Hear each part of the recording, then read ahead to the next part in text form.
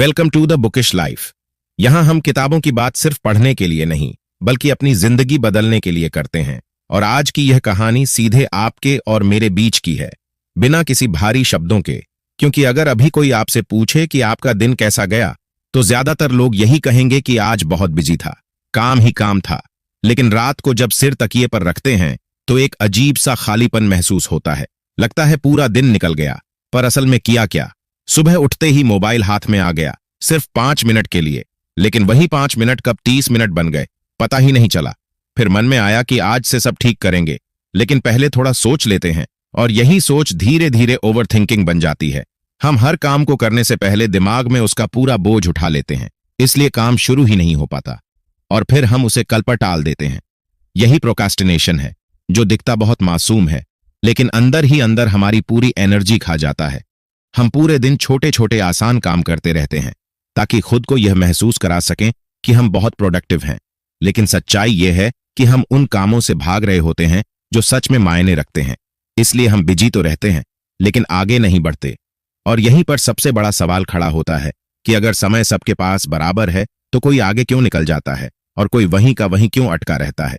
जवाब टाइम की कमी में नहीं बल्कि अवेयरनेस की कमी में छुपा है। हम यह नोटिस ही नहीं करते कि हमारा समय कहाँ रिस रहा है। हम यह मान लेते हैं कि फोन, थकान, हालात या लोग वजह हैं, जबकि असली वजह हमारी अपनी आदतें और सोचने का तरीका है। इस वीडियो को देखते हुए अगर आप अपने आप को बार बार इसमें पहचान रहे हैं तो घबराने की जरूरत नहीं है, क्योंकि यह वीडियो आपको जज करने के लिए नहीं बल्कि आईना दिखाने के लिए है, ताकि आप यह समझ सकें कि समय बर्बाद होना कोई अचानक होने वाली घटना नहीं है। यह रोज की छोटी छोटी अनदेखी की गई चॉइस का नतीजा है।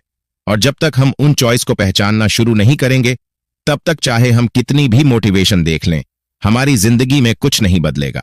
जब हम यह समझ लेते हैं कि समय अचानक नहीं बल्कि रोज की छोटी आदतों से बर्बाद होता है, तब अगला सवाल अपने आप उठता है कि आखिर हम बार बार वही गलतियां क्यों दोहराते हैं, जबकि हमें अंदर से पता होता है कि यह हमारे लिए नुकसानदायक है। और इसका जवाब सीधे हमारे ब्रेन की साइकोलॉजी में छुपा है।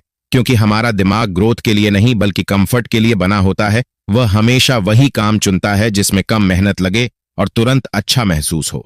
इसलिए जब सामने 2 रास्ते होते हैं, एक जिसमें पढ़ाई है, मेहनत है, थोड़ी असहजता है, और दूसरा जिसमें मोबाइल है, रील्स हैं, बेकार की बातें हैं लेकिन तुरंत मजा है, तो ब्रेन बिना सोचे दूसरा रास्ता चुन लेता है। यही इंस्टेंट प्लेजर है, जो हमें अभी तो अच्छा महसूस कराता है लेकिन आगे चलकर पछतावे में बदल जाता है। और दूसरी तरफ लॉन्ग टर्म ग्रोथ होती है, जो शुरू में भारी लगती है, थकाने वाली लगती है, लेकिन वही हमें आगे ले जाती है। दिक्कत यह है कि हमारा ब्रेन इस लॉन्ग टर्म रिवॉर्ड को साफ साफ देख नहीं पाता। उसे सिर्फ अभी का डोपामिन चाहिए। डोपामिन वही केमिकल है जो हमें खुशी का छोटा सा झटका देता है।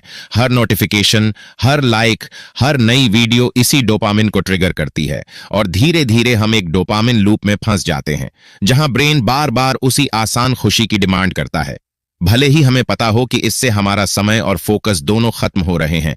और यहीं पर सबसे खतरनाक बात होती है, हम यह मानने लगते हैं कि पहले मन बनेगा, मोटिवेशन आएगी, तब हम काम शुरू करेंगे। जबकि सच यह है कि ब्रेन कभी खुद से डिस्कंफर्ट वाला काम शुरू करना चाहता ही नहीं।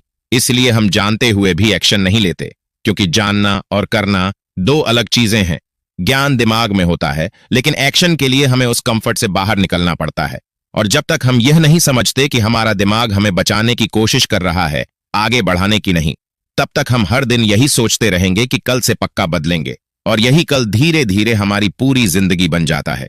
जब हमें यह समझ आने लगता है कि हमारा ब्रेन कंफर्ट और इंस्टेंट प्लेजर की तरफ खींचता है, तब हम एक आसान सा रास्ता ढूंढते हैं ताकि खुद को यह महसूस करा सकें कि अब सब कंट्रोल में है। और यहीं से टाइम मैनेजमेंट का सबसे बड़ा झूठ शुरू होता है। हम सोचते हैं कि अगर एक अच्छी सी टू डू लिस्ट बन जाए, कोई नई ऐप डाउनलोड कर लें या परफेक्ट रूटीन सेट हो जाए, तो हमारी सारी प्रॉब्लम्स खत्म हो जाएंगी। लेकिन सच्चाई यह है कि टू डू लिस्ट सिर्फ यह दिखाती है कि क्या करना है, यह नहीं सिखाती कि करना कैसे है। और ज्यादातर लोग उसी लिस्ट को बार बार लिखते रहते हैं, टिक कम और रीराइट ज्यादा करते हैं। एप्स और प्लानर्स भी शुरू में बहुत मोटिवेट करते हैं, रंगीन चार्ट्स, रिमाइंडर्स, स्ट्रीक्स, सब कुछ अच्छा लगता है। लेकिन कुछ ही दिनों में वही ऐप एक और ओपन न होने वाली आइकन बन जाती है, क्योंकि हमने फिर से वही गलती की होती है। हमने टूल बदल लिया होता है लेकिन अपनी सोच नहीं बदली होती। रूटीन भी इसलिए फेल होते हैं क्योंकि हम उन्हें इंसान की तरह नहीं बल्कि मशीन की तरह फॉलो करना चाहते हैं। जैसे जिंदगी में कोई डिस्ट्रैक्शन होगा ही नहीं, कोई थकान नहीं आएगी, कोई अनएक्सपेक्टेड चीज नहीं होगी। और जब एक दिन रूटीन टूट जाता है तो हम खुद को ही छोड़ देते हैं। असल प्रॉब्लम यह नहीं है कि हमारे पास सही टूल नहीं है, बल्कि यह है कि हम यह मान बैठे हैं कि टूल्स हमें बचा लेंगे। जबकि सच्चाई यह है कि टाइम मैनेजमेंट की लड़ाई कैलेंडर या ऐप में नहीं, बल्कि हमारे माइंडसेट में होती है। जब तक हम यह नहीं समझते कि हमें हर दिन अपने दिमाग से लड़नी है, न कि नई लिस्ट बनानी है, तब तक हम सिर्फ प्लानिंग में बिजी रहेंगे और प्रोग्रेस कहीं दिखाई नहीं देगी। जब यह साफ हो जाता है कि टूल्स और प्लानिंग हमें अपने आप नहीं बचाने वाले, तब अगला और सबसे जरूरी कदम आता है, और वह है एक्शन से पहले अवेयरनेस। क्योंकि ज्यादातर लोग यही गलती कर देते हैं। वे बिना यह समझे कि उनका दिन असल में जाता कहां है, सीधे बदलाव की कोशिश शुरू कर देते हैं, और यहीं से थकान, फ्रस्ट्रेशन और छोड़ देने का सिलसिला शुरू होता है। इसलिए सबसे पहले जरूरत है टाइम ऑडिट की।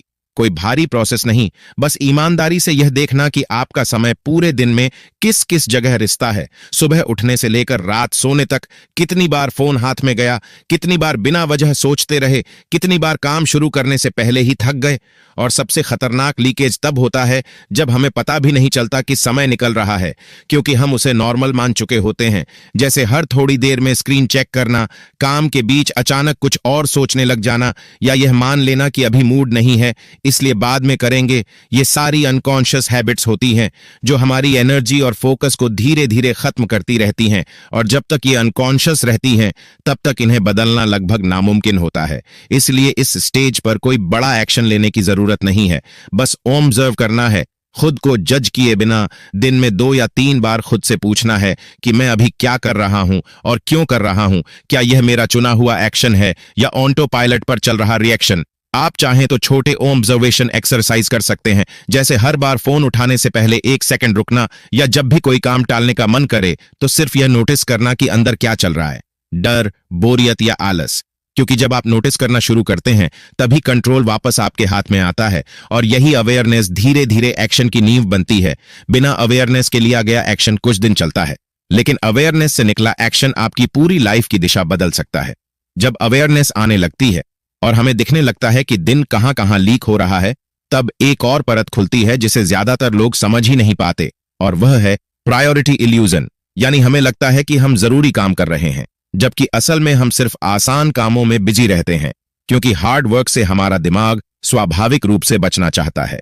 हार्ड वर्क का मतलब यहां ज्यादा समय नहीं, बल्कि ज्यादा फोकस, ज्यादा सोच और ज्यादा मानसिक असहजता है। इसलिए ब्रेन चालाकी से हमें ऐसे काम पकड़वा देता है जो दिखने में प्रोडक्टिव लगते हैं, लेकिन हमें आगे नहीं बढ़ाते। जैसे नोट्स को बार बार साफ करना, वीडियो सेव करना लेकिन देखना नहीं, प्लान बनाते रहना लेकिन शुरू न करना। और इन सब के बाद हमें लगता है कि आज दिन भर काम किया, जबकि सच्चाई यह होती है कि हमने उस एक काम को छुआ ही नहीं जो सच में जरूरी था। यही वजह है कि हम इजी टास्क्स में बिजी रहते हैं, क्योंकि वे तुरंत खत्म हो जाते हैं और हमें छोटा सा सेटिस्फैक्शन दे देते हैं। लेकिन डीप वर्क, यानी वह काम जिसमें दिमाग पूरी तरह लगाना पड़ता है, जिसमें गलती होने का डर होता है, जिसमें रिजल्ट तुरंत नहीं दिखता, उससे हम दूर भागते हैं। स्टूडेंट्स के लिए यह साफ दिखता है। पढ़ाई करने के बजाय टेबल सजाना, टाइम टेबल बनाना, या यह सोचना कि कल से पूरे मन से पढ़ेंगे। और नॉर्मल लाइफ में भी यही होता है। लोग जरूरी कॉल करने के बजाय मेल चेक करते रहते हैं, असली डिसीजन लेने के बजाय छोटी छोटी एक्टिविटीज में दिन निकाल देते हैं। और सबसे खतरनाक बात यह है कि समाज भी इसी को मेहनत मान लेता है। जो दिखता है वही वैल्यूड होता है, लेकिन असली ग्रोथ वहां होती है जहां आप शैलो वर्क छोड़कर डीप वर्क चुनते हैं, भले ही वह कम समय का हो, लेकिन पूरी मौजूदगी के साथ हो। और जब तक हम यह फर्क नहीं समझते कि जरूरी काम और आसान काम अलग होते हैं, तब तक हम हर दिन थकते रहेंगे लेकिन आगे नहीं बढ़ेंगे, क्योंकि थकान मेहनत की नहीं बल्कि गलत प्रायोरिटी की निशानी होती है। जब हमें यह समझ में आने लगता है कि थकान का कारण मेहनत नहीं बल्कि गलत प्रायोरिटी है, तब अगला सवाल अपने आप उठता है कि फिर सही प्रायोरिटी कैसे चुनी जाए। और यहीं पर 80-20 फोकस प्रिंसिपल काम में आता है, जिसका मतलब यह नहीं है कि आप कम काम करें और जिम्मेदारियों से भाग जाएं, बल्कि इसका असली मतलब यह है कि हर काम बराबर रिजल्ट नहीं देता। हमारे दिन के ज्यादातर अच्छे नतीजे कुछ गिने चुने एक्शन से आते हैं, लेकिन समस्या यह है कि हमारा ध्यान उन्हीं चीजों पर सबसे ज्यादा जाता है जो शोर पैदा करती हैं, न कि उन पर जो सच में असर डालती हैं। यही नॉइज और सिग्नल का फर्क है। नॉइज वह सब कुछ है जो दिखता बहुत है, सुनाई बहुत देता है, लेकिन आगे नहीं बढ़ाता। जैसे लगातार मैसेज चेक करना, हर छोटी अपडेट पर रिएक्ट करना या हर टॉपिक पर थोड़ा थोड़ा हाथ मारते रहना। और सिग्नल वह होता है जो शांत रहता है लेकिन रिजल्ट देता है। जैसे रोज एक तय समय पर बिना डिस्ट्रैक्शन पढ़ाई करना या किसी एक स्किल पर लगातार काम करना। स्टडीज में देखें तो ज्यादातर स्टूडेंट्स पूरा सिलेबस छूने की कोशिश करते हैं, लेकिन वही कुछ टॉपिक्स होते हैं जो बार बार एग्जाम में आते हैं और जिन पर पकड़ बना ली जाए तो रिजल्ट अपने आप बदल जाता है। लाइफ में भी यही होता है। कुछ रिश्ते, कुछ आदतें और कुछ फैसले हमारी जिंदगी की दिशा तय करते हैं। बाकी सब बस बैकग्राउंड नॉइज बनकर रह जाते हैं। लेकिन क्योंकि नॉइज आसान होता है और सिग्नल मेहनत मांगता है, हम उल्टा चुनाव कर लेते हैं और दिन के आखिर में कहते हैं कि बहुत कुछ किया लेकिन कुछ खास नहीं बदला। 80-20 का असली मतलब यही है कि आप हर चीज को बराबर महत्व देना बंद करें और यह पहचानना शुरू करें कि वह कौन से छोटे से काम हैं जो आपके लिए सबसे बड़ा फर्क पैदा करते हैं।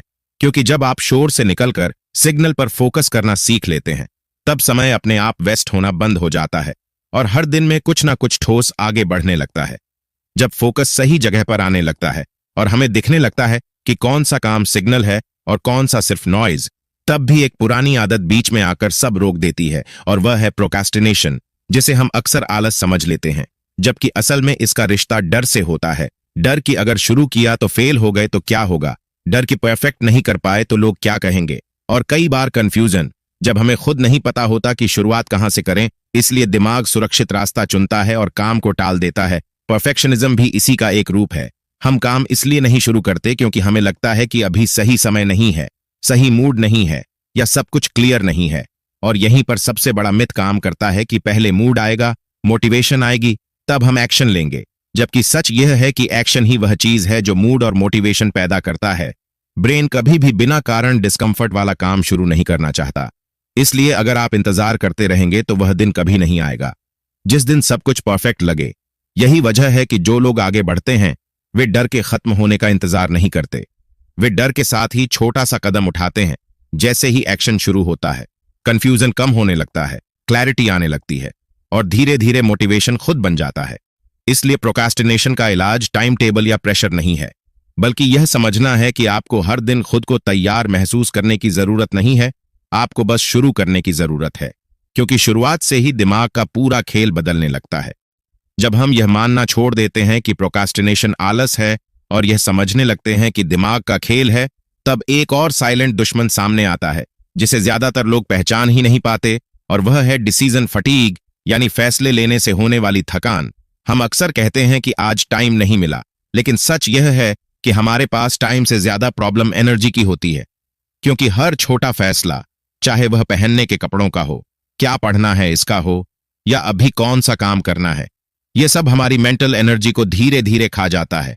सुबह जब हम उठते हैं तो दिमाग सबसे ज्यादा क्लियर होता है, इसलिए सुबह छोटी सी पढ़ाई या एक सही डिसीजन भी आसान लगता है।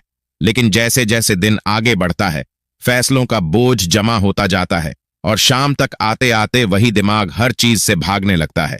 इसलिए शाम को डिस्ट्रैक्शन ज्यादा स्ट्रांग लगते हैं, फोन ज्यादा अट्रैक्टिव लगता है और जरूरी काम सबसे भारी महसूस होते हैं। और यहां गलती यह होती है कि हम इस थकान को टाइम की कमी समझ लेते हैं, जबकि असल में हमारी डिसीजन एनर्जी खत्म हो चुकी होती है। दिन भर में हम सैकड़ों छोटे फैसले लेते हैं, जिनमें से ज्यादातर बेकार होते हैं। जैसे बार बार यह सोचना कि अभी क्या करूं, 5 मिनट और रुक जाऊं या नहीं, कौन सी वीडियो देखूं, किस मैसेज का रिप्लाई करूं। ये सारे छोटे डिसीजन मिलकर हमारे फोकस को तोड़ देते हैं, और जब असली जरूरी काम करने का समय आता है, तब हमारे पास न तो एनर्जी बचती है और न ही धैर्य। इसलिए जो लोग अपने समय को बेहतर इस्तेमाल करते हैं, वे हर चीज को हर दिन डिसाइड नहीं करते, वे बहुत से फैसले पहले ही फिक्स कर देते हैं ताकि दिन में दिमाग को बेवजह इस्तेमाल न करना पड़े। इसका मतलब यह नहीं कि जिंदगी को मशीन बना लिया जाए, बल्कि यह समझना है कि आपकी एनर्जी लिमिटेड है और अगर आप उसे छोटी छोटी बातों में खर्च कर देंगे तो बड़े फैसलों के लिए कुछ बचेगा ही नहीं। जब आप यह समझने लगते हैं कि दिन का सबसे क्लियर समय कौन सा है और उसी समय अपने सबसे जरूरी काम रखते हैं और बाकी समय को हल्के कामों के लिए छोड़ देते हैं, तब टाइम अपने आप मैनेज होने लगता है। क्योंकि असल कंट्रोल घड़ी पर नहीं, दिमाग की एनर्जी पर होता है। जब यह साफ हो जाता है कि टाइम और एनर्जी का खेल दिमाग के अंदर चलता है, तब अगला सवाल यह आता है कि क्या हर दिन खुद से लड़ना ही पड़ेगा? क्या हर बार विल पावर लगाकर ही सही चुनाव करना होगा? और यहीं पर एनवायरनमेंट डिजाइन का कॉन्सेप्ट सामने आता है, क्योंकि सच्चाई यह है कि विल पावर भरोसे के लायक नहीं होती। वह कभी बहुत स्ट्रांग लगती है और कभी बिल्कुल गायब। और जो लोग सिर्फ विल पावर पर निर्भर रहते हैं वे कुछ दिन तो टिक जाते हैं, लेकिन लंबे समय तक नहीं। इसलिए स्मार्ट लोग खुद को कंट्रोल करने की बजाय अपने आसपास का माहौल ऐसा बना लेते हैं कि गलत चुनाव करना मुश्किल और सही चुनाव करना आसान हो जाए। जैसे अगर फोन हर समय जेब या हाथ में रहेगा तो दिमाग बार बार उसी की तरफ खींचेगा, लेकिन अगर वही फोन पढ़ाई या काम के समय दूसरे कमरे में रखा हो, साइलेंट पर हो, तो डिस्ट्रैक्शन अपने आप कम हो जाता है। इसी तरह रूम सेटअप भी हमारे बिहेवियर को चुपचाप कंट्रोल करता है। अगर पढ़ने की जगह पर किताब की जगह चार्जर और स्क्रीन दिखेगी तो दिमाग आराम की उम्मीद करेगा, लेकिन अगर वही जगह क्लियर हो, सिर्फ जरूरी चीजें हों, तो फोकस आसान हो जाता है। यही प्रिंसिपल बैड हैबिट्स और गुड हैबिट्स पर लागू होता है। बैड हैबिट्स को खत्म करने के लिए उनसे लड़ने की जरूरत नहीं होती, बस उन्हें डिफिकल्ट बनाना होता है। जैसे अनावश्यक ऐप्स हटाना, ऑटो लॉगिन बंद करना या ऐसी चीजों को तुरंत पहुंच से बाहर रखना। और गुड हैबिट्स को बनाने के लिए उन्हें आसान बनाना होता है, जैसे किताब को टेबल पर खुला छोड़ देना या पढ़ाई का मटेरियल पहले से रेडी रखना, क्योंकि दिमाग वही काम करता है जिसमें सबसे कम रेसिस्टेंस हो। और जब आपका एनवायरनमेंट आपके गोल्स के साथ अलाइन हो जाता है, तब आपको हर दिन खुद को मोटिवेट करने की जरूरत नहीं पड़ती। आप बिना ज्यादा सोचे सही दिशा में बहते चले जाते हैं। और यही असली समझदारी है, खुद को बदलने से पहले अपने आसपास की दुनिया को बदल देना, ताकि समय बर्बाद करना आपका डिफॉल्ट ऑप्शन ही ना रहे। जब आपका एनवायरनमेंट सही तरीके से डिजाइन हो जाता है और बैड हैबिट्स को डिफिकल्ट, गुड हैबिट्स को आसान बना दिया जाता है, तब अगली चुनौती आती है फोकस। क्योंकि असली प्रोडक्टिविटी सिर्फ सही चीज करने में नहीं, बल्कि उसे पूरे ध्यान और एकाग्रता के साथ करने में है। और यही कारण है कि मल्टीटास्किंग का इल्यूजन सबसे बड़ा समय चोर बन जाता है।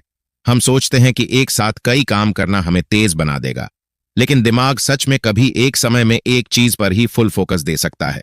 और जब हम कई कामों में हिस्सेदार बनते हैं तो हर काम का क्वालिटी कम हो जाता है और समय ज्यादा लग जाता है। इसलिए वन टास्क रूल अपनाना जरूरी है, यानी एक समय में सिर्फ एक ही काम पर पूरी मौजूदगी और बाकी सब चीजें बगल में छोड़ देना। इसके साथ ही शॉर्ट फोकस ब्लॉक्स का कॉन्सेप्ट बहुत काम आता है, यानी लगातार घंटे भर की स्ट्रगल करने के बजाय 25 से 50 मिनट के ब्लॉक्स में गहरा ध्यान लगाना और बीच में छोटे ब्रेक लेना। यह ब्रेन को रिलैक्स करने और लगातार फोकस बनाए रखने में मदद करता है। स्टूडेंट्स के लिए इसका मतलब यह है कि पढ़ाई के हर सत्र में सिर्फ एक सब्जेक्ट पर पूरी ऊर्जा देना, और रचनात्मक लोग यानी क्रिएटर्स के लिए इसका मतलब है कि एक ही प्रोजेक्ट पर ध्यान केंद्रित करना और बीच में सोशल मीडिया या दूसरे प्रोजेक्ट से डिस्टर्ब न होना। इससे न सिर्फ काम जल्दी खत्म होता है, बल्कि रिजल्ट भी बेहतर आता है।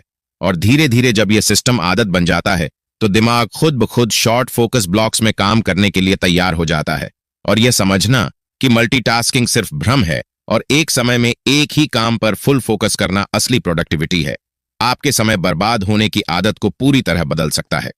जब हम वन टास्किंग सिस्टम अपनाना शुरू कर देते हैं और शॉर्ट फोकस ब्लॉक्स के साथ काम करते हैं, तब भी एक और बड़ा दुश्मन हमेशा तैयार रहता है, डिस्ट्रैक्शन। और आज की डिजिटल दुनिया में यह सबसे खतरनाक रूप में आता है। हर तरफ notification, reels, shorts, instant updates और सोशल मीडिया का असीमित कंटेंट हमारी एनर्जी और फोकस को चुपचाप चूसता रहता है। हम सोचते हैं कि बस थोड़ी देर देखेंगे, लेकिन यह थोड़ी देर अक्सर घंटों में बदल जाती है। और यही डिजिटल क्लटर हमें यह भ्रम देता है कि हम ब्रॉडली इन्फॉर्म्ड हैं, जबकि असल में हमारा दिमाग बार बार शिफ्ट हो रहा होता है और गहरा काम अधूरा रह जाता है। इसलिए सबसे पहला कदम है एक डिस्ट्रैक्शन डाइट अपनाना, यानी जानबूझकर उन चीजों को लिमिट करना जो आपके दिमाग को विचलित करती हैं। नोटिफिकेशन को साइलेंट पर रखना, अनावश्यक ऐप्स डिलीट करना या स्क्रीन टाइम लिमिट सेट करना। और इसके साथ ही कॉन्शियस कंजम्पशन माइंडसेट अपनाना, यानी हर चीज जो आप देख रहे हैं या कर रहे हैं उसके पीछे एक उद्देश्य होना चाहिए। केवल टाइम पास के लिए स्क्रॉल करना बंद करना, हर कंटेंट को फिल्टर करना कि क्या यह मुझे कुछ देगा या सिर्फ मुझे वेस्ट करेगा। माइंडलेस स्क्रॉलिंग से बाहर निकलना सबसे बड़ा चेंज लाने वाला कदम है, क्योंकि जब दिमाग लगातार शॉर्ट, इंस्टेंट और डिस्ट्रैक्टिंग सिग्नल्स से भरा होता है तो कोई भी डीप वर्क या क्रिएटिविटी संभव नहीं होती। स्टूडेंट्स के लिए इसका मतलब है कि पढ़ाई के बीच में फोन न देखना, रील्स और शॉर्ट्स को अलग टाइम पर रखना। और क्रिएटर्स के लिए इसका मतलब है कि प्रोजेक्ट पर ध्यान दें और सोशल मीडिया सिर्फ स्ट्रक्चर्ड ब्रेक्स में ही देखें। धीरे धीरे जब यह आदत बन जाती है तो आपका दिमाग खुद ब खुद डिस्ट्रैक्शन को अनदेखा करना सीख जाता है। और यही वह स्टेप है जो टाइम वेस्ट होने की आदत को पूरी तरह तोड़ सकता है और आपको हर दिन गहरे, फोकस्ड और प्रोडक्टिव बनाता है। जब हम डिस्ट्रैक्शन डाइट अपनाने लगते हैं और माइंडलेस स्क्रॉलिंग से बाहर निकलते हैं, तब अगली चुनौती सामने आती है, गोल्स क्लैरिटी। क्योंकि बिना स्पष्ट उद्देश्य के हमारा पूरा फोकस, एनर्जी और टाइम बिना दिशा के बहते रहते हैं। और यही कारण है कि ज्यादातर लोग दिन रात मेहनत करते हैं, लेकिन महसूस करते हैं कि कुछ भी खास हासिल नहीं हुआ। इसका मतलब है कि गोल्स वॉज या बहुत वेग हैं, और वेग गोल्स सीधे टाइम वेस्टेज में बदल जाते हैं। हम काम शुरू करते हैं, लेकिन असल में वह काम हमारे सबसे बड़े रिजल्ट से जुड़ा ही नहीं होता। इसलिए सबसे पहले जरूरी है कि हम अपना क्लियर व्याय पहचानें, यानी क्यों हम ये काम कर रहे हैं। सिर्फ रिजल्ट के लिए नहीं, बल्कि अपने लॉन्ग टर्म विजन के लिए। इसके साथ ही क्लियर डायरेक्शन भी होना चाहिए। यह तय होना चाहिए कि रास्ता क्या होगा, कौन से छोटे स्टेप्स हमें उस गोल तक ले जाएंगे। क्योंकि बिना दिशा के हर प्रयास सिर्फ शोर बनकर रह जाता है, और इसी वजह से शॉर्ट टर्म और लॉन्ग टर्म क्लैरिटी बहुत जरूरी है। शॉर्ट टर्म क्लैरिटी मतलब यह कि आज और इस हफ्ते के लिए क्या करना है, ताकि हर दिन आपका काम कंट्रोल में रहे। और लॉन्ग टर्म क्लैरिटी मतलब यह कि आपकी जिंदगी में ये छोटे स्टेप्स किस बड़े विजन की तरफ ले जा रहे हैं। स्टूडेंट्स के लिए इसका मतलब हो सकता है कि सिर्फ एग्जाम पास करना नहीं, बल्कि स्किल्स और कॉन्फिडेंस बिल्ड करना। और नॉर्मल लाइफ में इसका मतलब हो सकता है कि सिर्फ पैसे कमाना नहीं, बल्कि फाइनेंशियल स्टेबिलिटी, रिलेशनशिप और हेल्थ को बैलेंस करना। एक आसान तरीका है लाइफ मैपिंग, यानी अपनी लाइफ के बड़े गोल्स को डायरेक्टली छोटे अचीवेबल स्टेप्स में ब्रेक करना और हर स्टेप के पीछे व्याय को समझना। इससे हर काम में मतलब आता है और टाइम वेस्ट होने की आदत अपने आप कम हो जाती है। क्योंकि अब हर डिसीजन, हर एक्शन आपके विजन के साथ अलाइन होता है। आप सिर्फ बिजी नहीं रहते, बल्कि प्रोडक्टिव और सही दिशा में बढ़ते हैं। और यही असली गोल क्लैरिटी फॉर्मूला है, जो आपका टाइम, एनर्जी और फोकस तीनों बचाता है। जब हमें अपने गोल्स की क्लैरिटी मिल जाती है और हर काम का व्याय समझ में आने लगता है, तब अगला और सबसे पावरफुल स्टेप आता है, एक्शन ट्रिगर सिस्टम। क्योंकि ज्ञान और क्लैरिटी तब तक बेकार है जब तक आप उसे एक्शन में नहीं बदलते। और यही वह जगह है जहां ज्यादातर लोग अटक जाते हैं। सोचते हैं कि अब मोटिवेशन आएगी तब शुरू करेंगे, या कल से एक नया रूटीन अपनाएंगे। लेकिन सच यह है कि मोटिवेशन और मूड खुद ब खुद नहीं आते, आपको सिर्फ शुरुआत करनी होती है। और यही एक्शन ट्रिगर का मुख्य कॉन्सेप्ट है। सबसे पहले छोटी शुरुआत की टेक्निक काम आती है, जैसे 2 मिनट रूल। यानी कोई भी काम इतना छोटा या आसान बनाइए कि बस 2 मिनट में शुरू हो जाए। जब काम शुरू हो जाता है तो दिमाग धीरे धीरे उसमें पूरी एनर्जी लगाता है, और वही छोटी शुरुआत बड़ा एक्शन बन जाती है। इसके साथ ही आपको रेसिस्टेंस को बायपास करना सीखना होगा, यानी उन मानसिक और बाहरी बाधाओं को पहचानना जो आपको रोकती हैं, और उन्हें पहले से ही डील कर लेना। जैसे नोटिफिकेशन ऑन ऑफ करना, जरूरी टूल्स पहले से रेडी रखना, या डिस्ट्रैक्शन पैदा करने वाली चीजों को दूर रखना। एक्शन ट्रिगर सिस्टम की सबसे बड़ी ताकत यह है कि यह आपको हर दिन एक्शन लेने की आदत डाल देता है। और जब आप लगातार छोटे छोटे ट्रिगर्स के साथ शुरू करते हैं, तो कंसिस्टेंसी अपने आप बन जाती है। क्योंकि अब आपके लिए शुरुआत करना आसान हो गया है और रेसिस्टेंस कम हो गई है। स्टूडेंट्स और क्रिएटर्स दोनों के लिए यह सिस्टम गेम चेंजर है। क्योंकि अब सिर्फ सोचने और प्लान करने में टाइम नहीं जाएगा, बल्कि हर दिन छोटे स्टेप्स के जरिए लगातार प्रोग्रेस होगी। और यही असली सीक्रेट है, एक्शन पहले, मोटिवेशन बाद में, और लगातार छोटे ट्रिगर्स के साथ बड़ी चीजें हासिल करना। जब हम एक्शन ट्रिगर सिस्टम अपनाना शुरू कर देते हैं और लगातार छोटे स्टेप्स के साथ प्रोग्रेस करना सीख जाते हैं, तब अगली लेयर आती है डेली टाइम फिलॉसफी। क्योंकि ज्यादातर लोग सोचते हैं कि टाइम मैनेजमेंट का मतलब है परफेक्ट रूटीन बनाना, हर घंटा प्लान करना और सब कुछ स्ट्रिक्ट फॉलो करना। लेकिन सच यह है कि परफेक्ट रूटीन सिर्फ एक मिथ है। असली जिंदगी इतनी आसान नहीं होती कि हर दिन उसी शेड्यूल पर चले। अप्रत्याशित चीजें आती हैं, मूड बदलता है, एनर्जी फ्लक्चुएट करती है। इसलिए जरूरी है कि हम अपने दिन को फ्लेक्सिबल स्ट्रक्चर के हिसाब से डिजाइन करें। मतलब यह कि दिन के लिए कुछ फिक्स ब्लॉक्स हों, जैसे सबसे जरूरी काम सुबह, short focus blocks, distraction diet के टाइम, और बाकी टाइम हल्के कामों या ब्रेक्स के लिए खुला छोड़ा जाए। इससे दिमाग को कंट्रोल भी मिलता है और फ्लेक्सिबिलिटी भी बनी रहती है।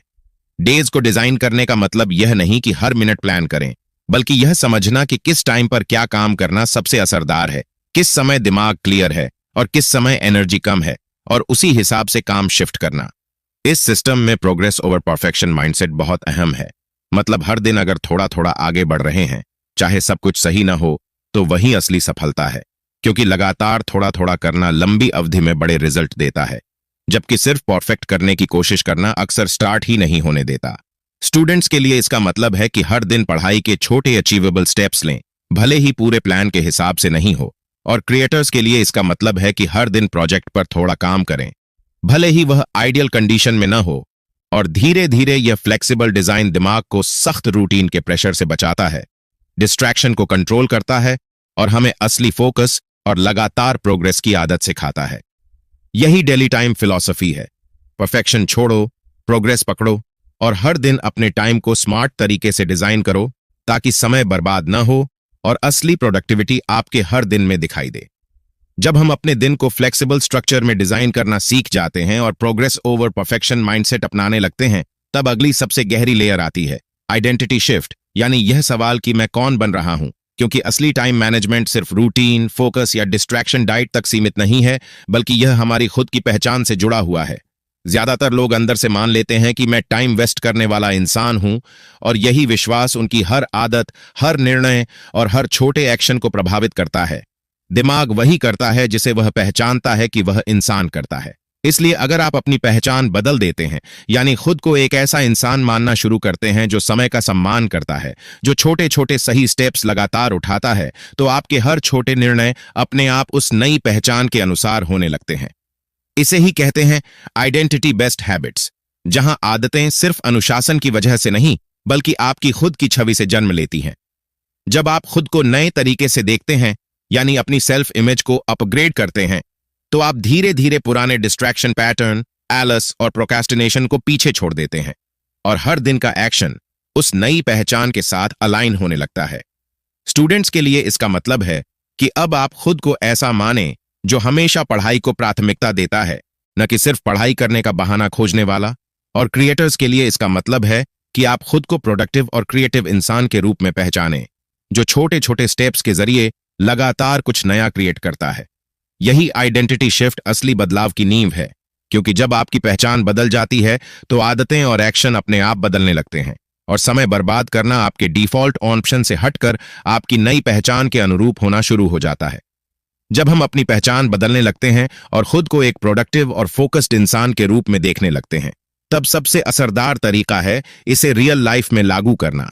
और यही कारण है कि हम आज बात करते हैं स्टूडेंट्स और युवा जीवन के उदाहरणों की, क्योंकि यही सबसे रिलेटेबल हैं और दिखाते हैं कि समय बर्बाद होने की आदत कैसे बनती है और कैसे टूट सकती है।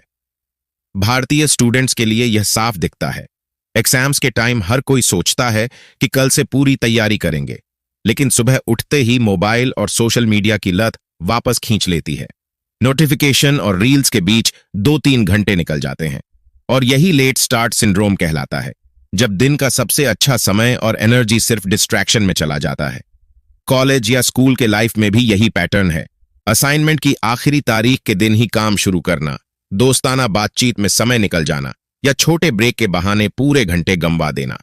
नॉर्मल युवा लाइफ में भी यही होता है, जैसे पार्ट टाइम जॉब, हॉल में गपशप, सोशल मीडिया या गेमिंग के लिए समय निकालते निकलते दिन निकल जाता है और महसूस होता है कि कुछ भी पूरा नहीं हुआ। लेकिन जब यही लोग awareness, distraction diet, one tasking और आइडेंटिटी शिफ्ट जैसी स्ट्रैटेजीज अपनाते हैं, तो बदलाव साफ दिखाई देता है।